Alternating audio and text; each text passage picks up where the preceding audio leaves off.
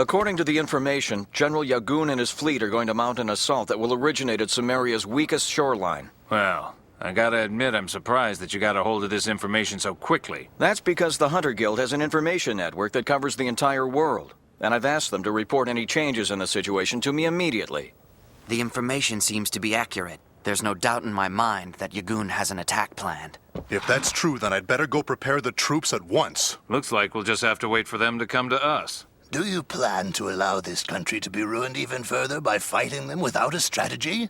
Gorgon is right. Our cities are finally beginning to be rebuilt and everybody's starting to recover. Yagoon's not gonna wait for this country to heal itself, is he? And we all know that.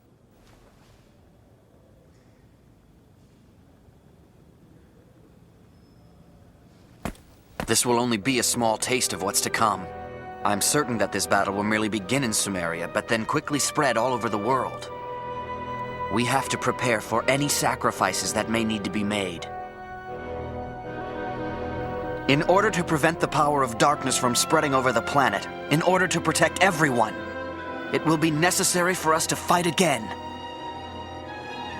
Are any of you willing to join me in the upcoming battle? You don't have to ask us to fight with you like we're a bunch of strangers. My sentiments exactly. There's no need to behave as if we're a group of enlisted men. We've been by your side since the beginning and we always will be.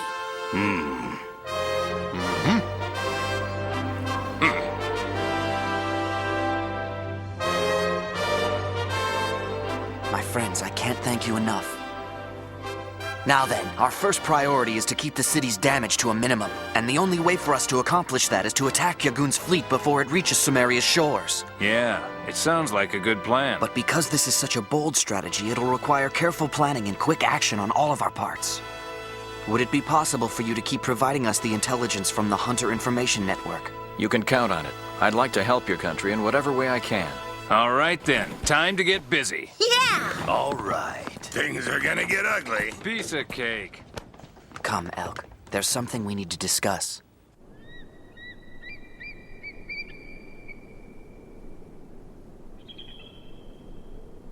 Listen, Ark, I know that you need all the help you can possibly get, but I have something else I've got to do right now. I was expecting you to say that, Elk, and I don't have any right to stop you from going. But that is not the subject that I have asked you here to talk about. Tell me, Elk. If it's necessary, do you think you'd be able to kill Lisa? Do what? Ark? Why would there ever be a time when I would have to kill Lisa? There's something you don't know about Lisa that could jeopardize everything. It may already be too late for us to do anything to prevent this event from occurring. What are you saying? Tell me. You already know that Kukulu is the Maiden of the Spirits. But do you know the reason why she had to hide within the protective seal of the spirits all this time? No, not really. It's because Kukulu, as the Shrine Maiden of the Spirits, possesses the power to open the Holy Ark. And if the darkness was able to take her, it would mean the destruction of the entire world. In order to keep her away from this danger, the spirits have been protecting her very stringently. I always thought the story of the Ark was just a fairy tale. It's all real. The Ark used to be kept here in Sumeria.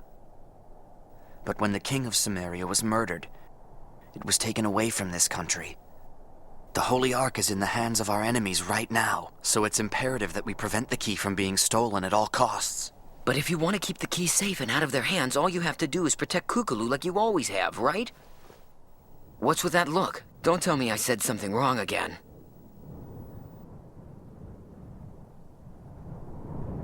Apparently, Lisa has the same powers as Kukulu and is also able to open the Ark. What?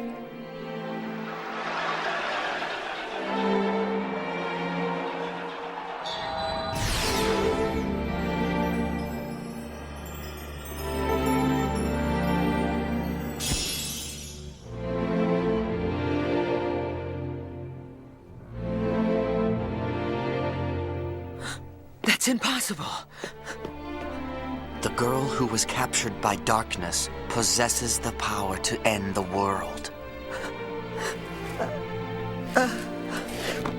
If the time should come, Elk, will you be able to kill her? Lisa doesn't know anything about this. It's not her fault she has the power of the spirits.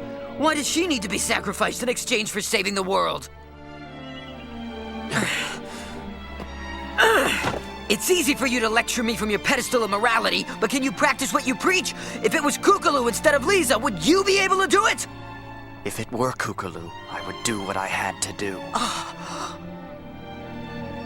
No matter what sacrifice I had to make, I'd choose to protect the world, even if I had to give my own life, or Kookaloo's. Is it because you're blessed by the spirits? I can't understand it. I don't want to understand!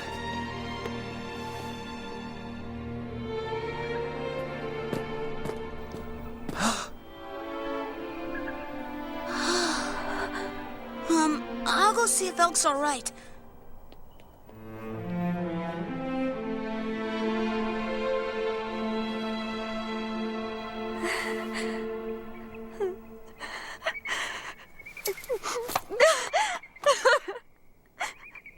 I know, Ark.